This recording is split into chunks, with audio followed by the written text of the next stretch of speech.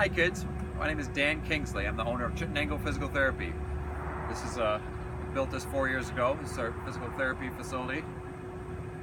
And right behind us there's some solar panels. We have more of them. And so our facility is green here, which means we don't use any fossil fuels. There's no gas or oil used to heat or cool the facility. We use geothermal. There's pumps inside, and there's 4 wells that are about 400 feet each. Just behind me. You can't see them because the grass covers them.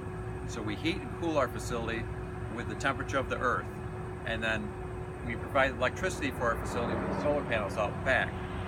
So we don't have any utility bills, and it's great for the environment because there's no carbon footprint, which means we don't contribute to climate change. So what I'd like to read today is The World According to Humphrey by Betty G. Burney. So this is chapter 12. It's Peace breaks out. It's early in the morning. Ty, Dealey, and AJ raced downstairs and played crazy eights. Later they ran outside and threw a football around the yard. The Thomases were having breakfast with Bo when the phone rang. Mr. Thomas talked for a few minutes, mostly saying, "Uh-huh, that's fine." When he hung up, he told Mrs. Thomas, "We're going to have a visitor. But don't tell, but don't tell Anthony James." "Ooh, a mystery. I like mysteries because they're fun to solve. Then again, I don't like mysteries because I don't like not knowing what's going on." So I waited and waited. A few hours later, the doorbell rang. The visitor turned out to be Garth Tugwell and his father. I really appreciate this," Mr. Tugwell told the Thomases. "It was Mrs. Brisbane's idea.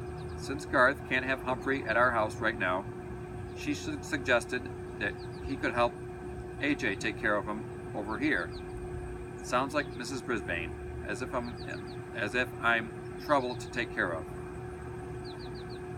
But Garth had been crying because he couldn't have me, so maybe she was trying to be nice. After Mr. Tugwell left, Mr. Thomas called AJ in. AJ ran into the room and practically backed out again when he saw Garth. "We have a guest," said Mr. Thomas.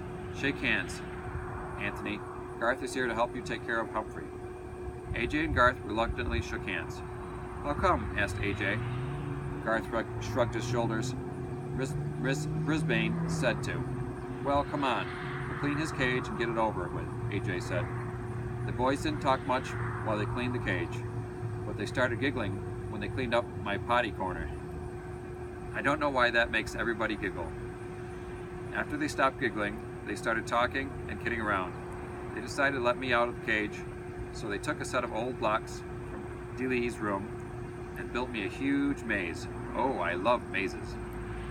When we were all tired of that game, AJ offered to teach Garth to play crazy eights, and then Ty and Dealey joined them in a game of goldfish. Nobody mentioned the TV. Nobody shot any rubber bands. Later in the afternoon, kids were all outside playing football. I was fast asleep until Mrs. Thomas came into the den with a broom and started sweeping. A minute later, Mr. Thomas entered. "What are you doing, hon?" "What does it look like?" "I'm sweeping. You know, all the snacking we do in here makes a real mess on the floor," she said. "Bo's asleep," her husband asked. "Uh-huh." Mr. Thomas walked over to his wife and took the broom away from her. "Then you sit down and rest a spell, hon. I'll sweep. Go on, don't argue." Mrs. Thomas smiled and thanked him and sat down on the couch. Mr. Thomas swept all around the outside of the room, even behind the TV. Uh-oh. When he got there, he told him, "Well, you guessed it, the TV came on as bright and as loud as ever." "I don't get it," Mr. Thomas muttered, "but at least we don't have to pay to get it fixed." Mrs. Thomas stared at the screen for a few seconds, then glanced out the window at the kids playing happily outside. "Charlie, what do you say we keep it unplugged for a couple more days?" she asked. "We just won't tell the kids." Mr. Thomas grinned. Then he bent down and unplugged the TV. "Couldn't hurt," he said. He put down the broom and sat on the couch near his wife, and the two of them just sat there in the den, giggling like stop giggling, gal. Suddenly, Mr. Thomas looked over at me. You don't mind a little peace and quiet, do you, Humphrey? No, no, no, I squeaked, and I promptly fell asleep. Things were a lot better when AJ, Garth, and I returned to room 26. No rubber bands flew through the air. Garth didn't trip anybody or make fun of anybody. That meant Gail didn't get in any trouble for giggling. Heidi didn't get in trouble for speaking out without raising her hand because she was trying to tell Miss Brisbane what Garth had done. But the best change was Saya, who did raise her hand every single day. One day she raised her hand to volunteer to stay in during recess to clean the chalkboard. Miranda raised her hand too. Miss Brisbane chose them both. Girls, I think I can trust you to stay here while I run this report down to the principal's office, Miss Brisbane told them. Of course she could trust them. Once the girls were alone, they began to talk. I really liked your singing, Miranda told Saya. Thanks. My mom and I are going to a musical version of Cinderella over at the college this weekend. Miranda continued, we have an extra ticket. Would you like to come with us? My mom will pick you up. Saya quickly turned to face Miranda. Oh yes, I have not been to a play before. Miranda grinned. Good, I'll have my mom call your mom. Suddenly, Saya's face fell. Oh, better not. She's so busy. Give me your number and I'll have my father call your mother. Saya watched Miranda's reaction carefully. So did I. Cool. That was it. Miranda jotted down her number.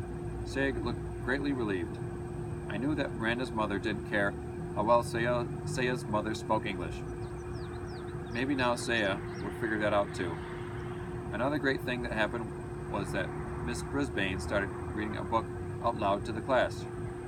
Sometimes I dozed right through these sessions, but this time she picked out a really good book. When she announced that it was about a mouse, Gail giggled. What did she say? Art whispered to Richie. Pay attention, Art, Miss Brisbane said. It's about a mouse. Several of the boys groaned. Baby stuff, one of them muttered. We'll see, Mrs. Brisbane told them. She started to read, and oh, what a tale it was. All about mice no bigger than I am, who were great warriors. I was longing to put on some armor myself by the time she stopped reading. Continue tomorrow, she announced as she struck a bookmark in place and closed the book. Tomorrow? That woman truly has a mean streak. She's proved it again and again. I would have sneaked out of my cage at night to finish the book. She's so mean, she stuck it in her desk drawer, the one she locks with a key. Grrr. The weekend came around quickly, though, and I went home with Richie. I'm still not quite sure how many people actually live at the Rinaldi's house because there were always so many people coming and going. Aunts, uncles, cousins, grandparents, neighbors. One meal seemed to flow right into the next, and Richie's mom was very generous with treats. I'll tell you one thing, you could never be lonely or hungry at the Rinaldi's house. On Sunday afternoon, guess who showed up? Remember Richie's uncle? That's right, Aldo Amato. This time my buddy Aldo was not lonely because he brought along his friend Maria to meet the family. She was a very nice lady who wore her long hair piled up high on her head. She was dressed in bright red from head to toe, red earrings, red sweater, red skirt, and red shoes. I think red is a very happy color. I think Maria is a very happy person, especially when she's with Aldo. All the Rinaldis made a big fuss over Maria and praised the bread and cookies she brought from the bakery where she worked. After all the commotion of their arrival died down, I heard Aldo tell Maria, now there's someone really important. I want to meet you. And he introduced her to me. Believe it or not, Humphrey is one of my best friends, he told her. And he was the very first friend I told about you. Then I am honored to meet you, Humphrey, Maria said, smiling down at me. The pleasure is all mine, I squeaked. See, he likes you, said Aldo. And indeed, I did. The world seemed like a pretty nice place for a handsome young hamster like me.